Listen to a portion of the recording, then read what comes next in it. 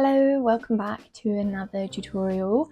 I feel like I am churning them out at the moment, but I'm super excited for this one and I can't wait to share it with you. Today I'm going to show you how to make these lovely drop stitch tops. I will show you two versions actually, so I'll show you how to make a long sleeve one and also how to create more of a t-shirt slash vest. Another thing that makes this tutorial super exciting is this little package that I received from Hobby, and they were super kind to send me some yarn for this tutorial, and I selected two different types. One of them is a mohair blend and the other one is a cotton. Obviously you can see the mohair already. You can see how gorgeous these fibers are looking, and I really wanted to show how versatile this tutorial is. This will also be really nice, especially with the upcoming sort of winter months, if you are looking for something warmer and a bit fuzzier as well. But yeah, let's just get straight into it and I'll show you how to make these gorgeous little drop stitch knit tops. I'm going to show you how to create the drop stitch pattern whilst making a swatch with our yarn and our needle.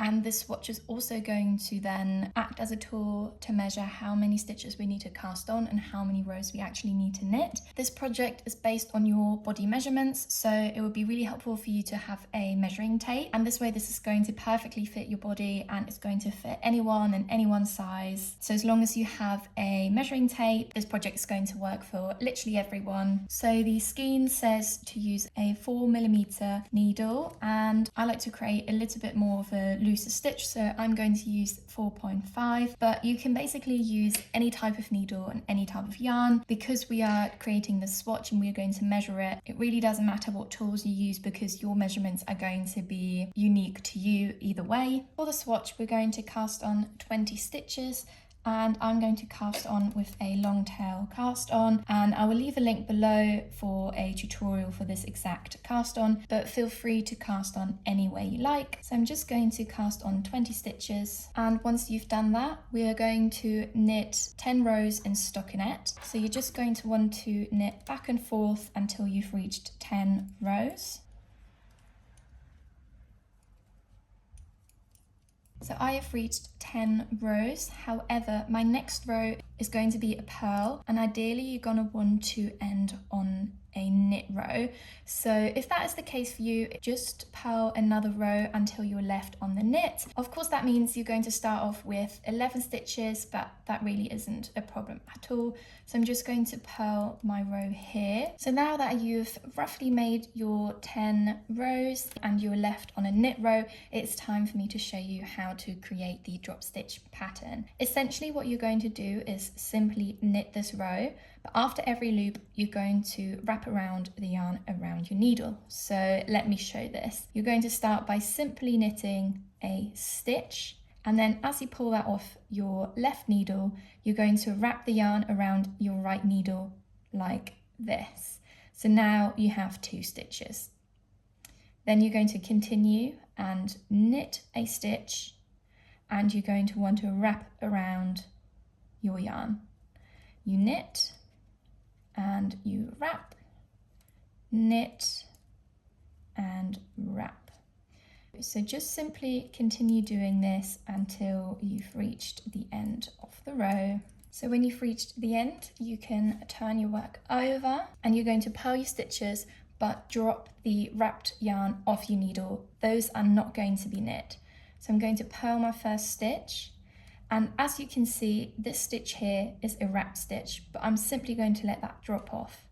And then you want to knit the next one and let the wrapped yarn drop off, knit and drop the next yarn, knit and drop. Again, continue this until you've reached the end of the row. So when you've reached the end of your row, you can turn your work over and you can actually pull your piece here, and you will see where the drop stitches have created a much bigger loop, and that essentially is how you knit a drop stitch. Now, how to create the exact pattern for this piece, the next step is to purl this row, and despite this being a knit row, we're going to purl these knit stitches. So instead, how we would usually go with our needle in here, we're going to pull our yarn forward and we will pop the needle in there as we would for purl, and we're going to purl our stitch. And we're going to do this for the entire row. A good tip for knitting drop stitches is when you're working the row after your drop stitch, try and hold your stitches quite tight. I like to put my finger on top of the stitch here, just so the loop doesn't go too wide, and later on your piece is going to be nice and even. So you can see how with my right hand, with my index finger, I'm pulling the loop through and holding onto it, and at the same time with my index finger on the left here, I'm pulling that yarn tight, so there's going to be no inconsistencies. Then at the end of this row, feel free to give it a nice little tug again, and you're going to turn your work over, and we will again purl this row and create our second row of drop stitches. Now this row of drop stitches is going to be made on the purl, but shouldn't make too big of a difference. We're basically just going to do the same as we did in our knit row.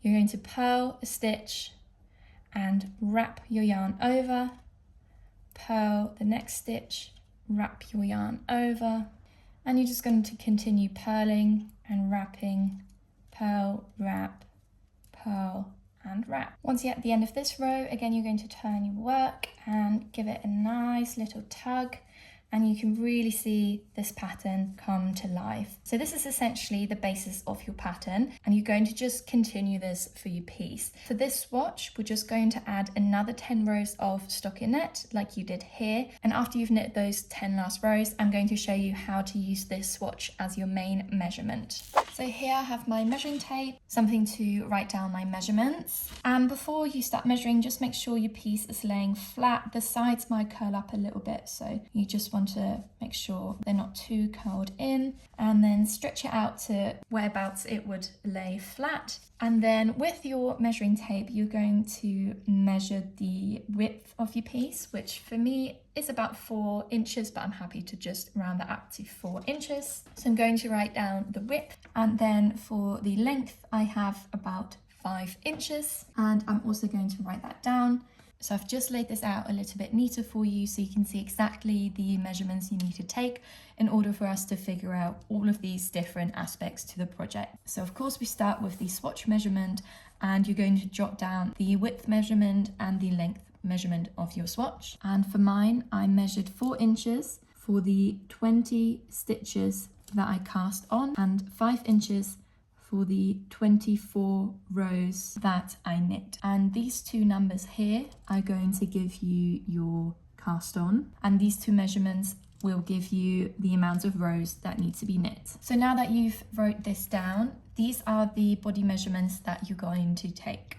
You start with the width or the circumference of your upper body. I like to just do this at the widest part of my body, which is my chest. And depending how you want the piece to fit, you can sort of have a play with your measuring tape and see how wide you want the final outcome to be. You can put your hand in between your body and the measurement to make it a bit more baggy, or you can make it more tight fitted.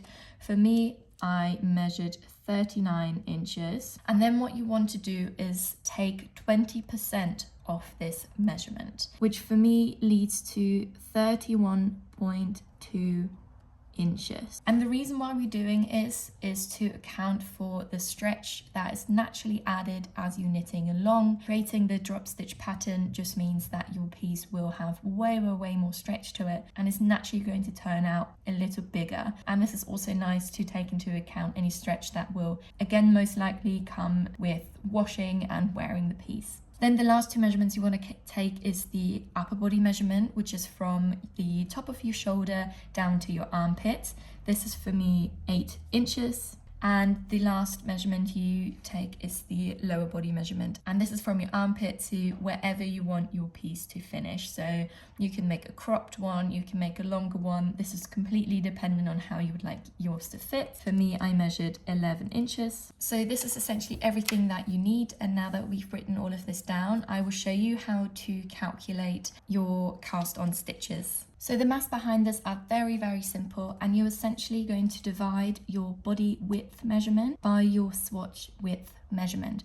And this is going to give you a number, which in my case is 7.8. And this number you're going to times with the amount of stitches you cast on for your swatch, which for my piece was 20 stitches. So again, you're going to calculate the outcome from this times the stitches cast on for your swatch. For me, this comes to 156, and this will be how much you need to cast on. So that is how simple it really is. I will now also show you how to calculate the rows you're going to knit for your piece. This isn't completely necessary because as you're knitting your piece, you can just refer back to these measurements you took. And if you have your measuring tape on you whilst you're knitting, you can just measure your progress every now and again. And once you've knit to these measurements, you can stop and move on to the next part. However, if you do want to know how many rows you need to knit prior to starting your project, I will show you how to do that now as well. So for this, we're basically doing the exact same as for your cast on, but this time you're going to divide your body length measurement by your swatch length measurement, and you're going to do this twice, once for your lower body and for your upper body. For me, this came to the numbers 2 and 1.5. So then you're going to times those numbers by how many rows you knit for your swatch, which in my case I knit 24 rows. So you're going to just calculate that. So in my case, I'm going to do 2 times 24 and 1.5 times 24. And these calculations get me to these numbers, which are a little bit odd. So I'm just going to round them off to even numbers. And this is how many rows you need to knit in order to achieve the length that you have measured. You can, of course, also add this together and it will give you the total amount of rows for your complete piece, which in my case is 91 rows. But like I said, you can also achieve this without calculating this and simply by measuring your length as you're knitting. So now that you've done this, you're ready to cast on however many stitches you just calculated, and you're going to just follow the pattern that we created for this swatch. So let's knit up until we've reached the lower body measurements, and then we're going to check in again, and I will show you how to split your piece to the front and the back so you can make room for your armholes. I have just knit up until my armpits, and I'm just going to show you the progress that I've made in using those measurements. So for my lower body, I measured 11 inches, and using my calculations, I figured out that I would have to make 53 rows to achieve this. And we can actually easily count this. So these clusters here are 10 rows, and then these drop stitch clusters are 4. So I've got 1, 2, 3, 4 times 10, and then 1, 2, 3 times 4, which then comes to 52 rows. So super close to my original calculations. And let's just measure this. So without the little roll up down here, we have reached 11 inches, which is great. And then I'll show you width-wise as well. So we have about 17. I'm going to add 1 inch there just for the fold. So 18 times 2 is 36. So the calculations are really, really helpful. All right, so once you've reached your lower body measurement, it is time to split your project and knit the front and the back panels separately. This is just going to create this gap where your arms are going to go through. So I'm just going to count half of my stitches and split my project. And then once you've found the middle, if you have a stitch marker on you, you can then mark the last stitch. If you don't have these kind of stitch markers, you can just use anything. You can use an earring or a piece of string, just so you know where exactly to knit to. And also leave a stitch marker just here on the very first stitch on your left needle. And this will then mark your front or your back piece. And then the next step is very, very straightforward. You are just going to continue knitting your pattern, but instead of knitting in the round, you are going to knit back and forth for your front or back panel. Both panels are going to have the same dimension, so it doesn't really matter. And you're just going to want to continue knitting your pattern until you've essentially reached your upper body measurement. So I'll meet you back exactly when I have done that. So then when you've reached the length of your upper body, you can then cast off your front panel or your back panel, depending what you're working on. And I like to do this with a stretchy cast on. I will show you how I do this briefly, but I will also link a video down below if you haven't done a stretchy cast before. But the reason why I like to do this cast off is just so you have enough stretch when you pull the finished top over your head. So basically how you will do this is you will just knit as you would usually, but you would then knit these two stitches together. So you're just going to put them back over your needle. You can do the exact same on a purl, but instead of knitting these stitches together, you want to purl them together. So I'm just knitting here and knitting two together. So you knit, put it back over your left needle and knit together. So then you can see here how stretchy this final cast off is, and I just absolutely love doing this to finish off my pieces. So now that you've knit and cast off both your front and back panels, you are basically almost done. We're just now going to seam or sew together these edges here, and you'll leave some room for your head to go through and your piece will be done. I like to seam my projects just using a crochet hook, but you can also use sewing needles or darning needles, whatever you prefer. And this is quite a fun part as well, because depending on how much you sew together here on the edges really will impact the final look of your piece. For example, if you only sew a tiny little section on each end, you will create a really nice wide sort of plunge neckline here. But then if you sew quite a lot together and only leave a smaller hole for your head to go through, you will almost create like a t-shirt sort of look. So really you can just have a play around and see what fit you prefer, and then you are essentially done. As well as the vest version, I wanted to show you how versatile this pattern and the math equation is, and how you can adapt it to different types of yarn, different needle sizes, and also completely different projects that are suitable for all the seasons in the year as well. Whilst cotton is perfect for any summery kind of projects because it will keep you nice and cool and breezy, I really like using any type of mohair, fuzzy, brushed types of yarn for when it gets a bit colder outside.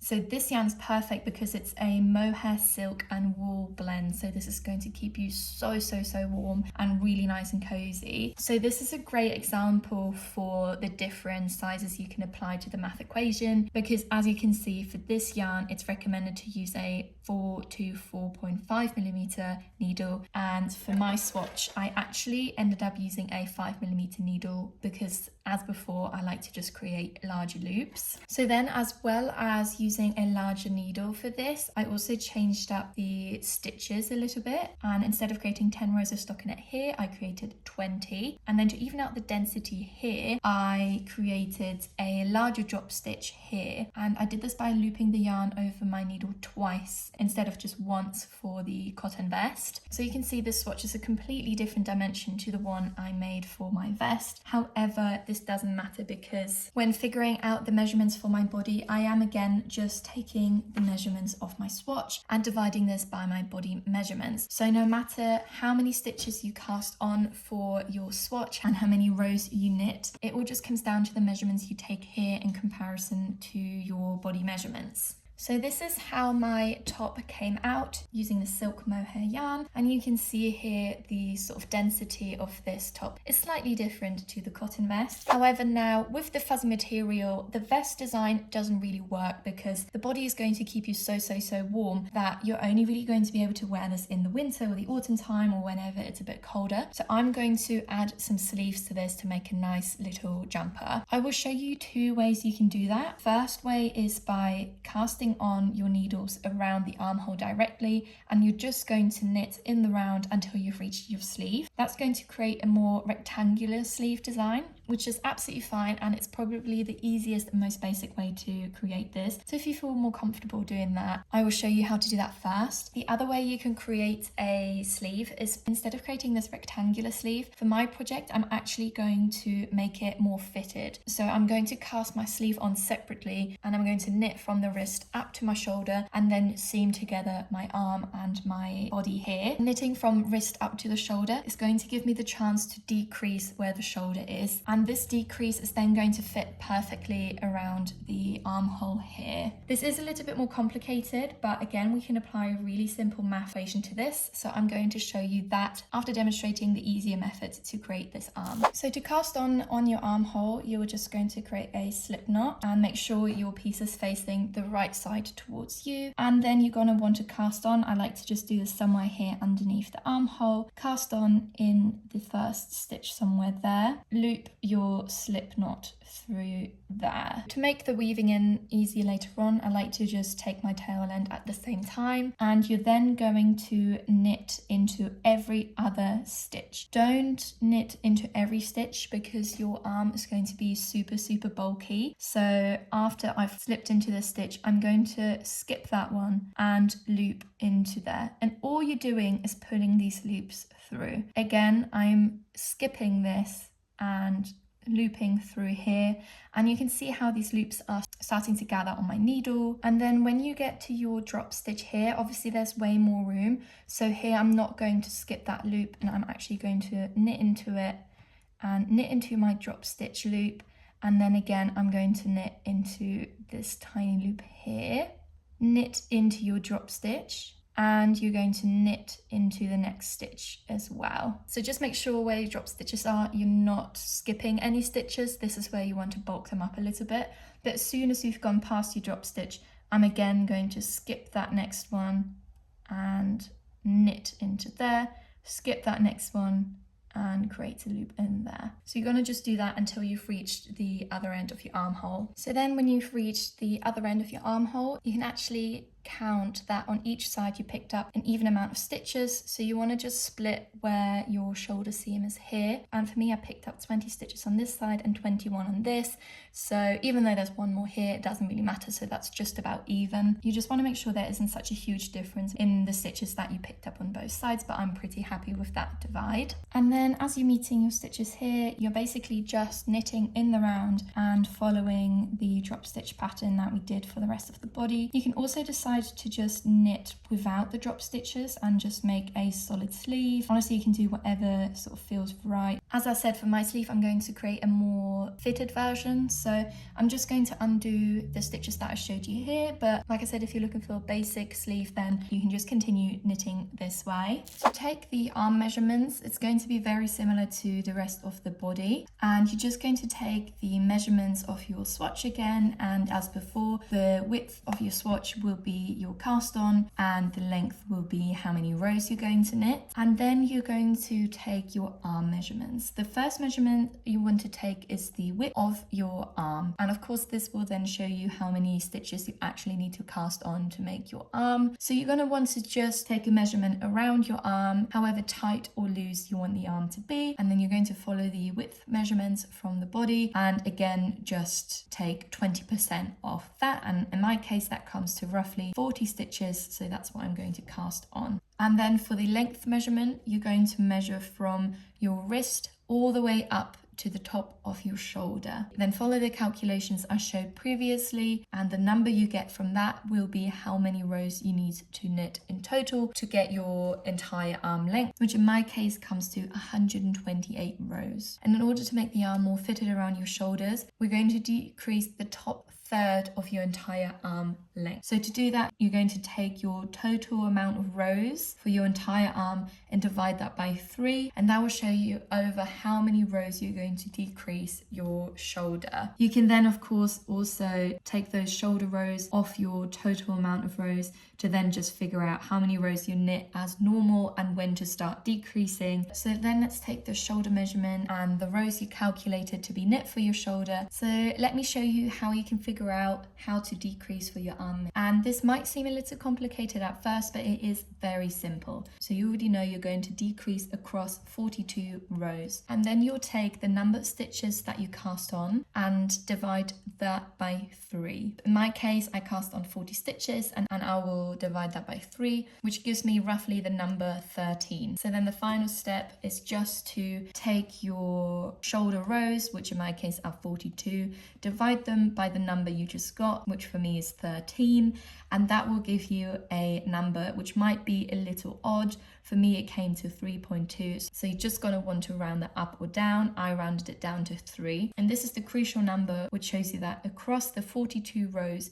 you're going to decrease every third row, meaning you'll decrease both on the left and the right every third row. You can also calculate what you are then decreasing and what you were left with. For example, you can take your total amount of rows. Also divide that by 3. And the number that you get from this is how many stitches you're decreasing on the left, how many stitches you're decreasing on the right, and how many stitches are going to be left in your top center, which you're just going to cast off as normal. So on my project, I've just reached the point where I can start decreasing. So I will show you how I do that. Basically, you're just going to knit together the first 2 stitches, knit them together and continue your row until you reach the last 2 stitches of that row. And then when you've reached the last 2 stitches on your left needle, you're again just going to knit them together, and you've just created your first decrease. So you can continue this depending on how often you need to decrease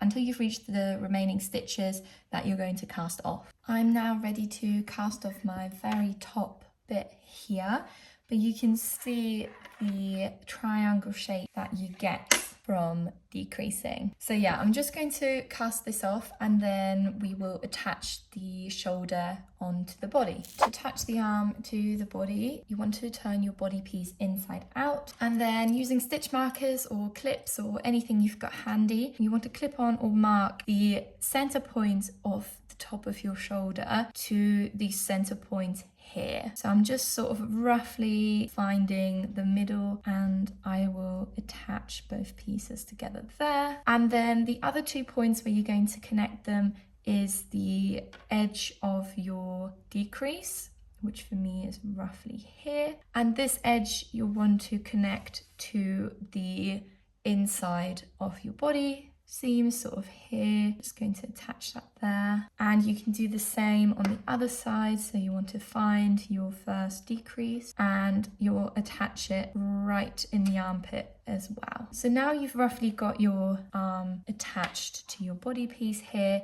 You can then start sewing the 2 pieces together. Again, I like to just do that by crocheting the edges together, but you can use darning needles or anything that you like working with. And just as you're going along, I would always sort of pull it tight just to make sure that your piece is aligned properly. And then when you get to this edge here, it might feel a little bit weird to be attaching it, but you can see if you pull it sort of tight there, it will create a round edge, and then you can just attach the pieces there. So I'm going to do that and then show you how that looks. This is how the attached arm looks to the body. You can see here where the decrease is sort of pointing towards the project, and you've got a nice little shoulder like curve here. And once you've attached around here, you can continue then attaching the arm along the seam as well. I've kind of left a little gap here just to create a nice little finishing on the sleeve, but essentially once you've made your way in the round, you can then just continue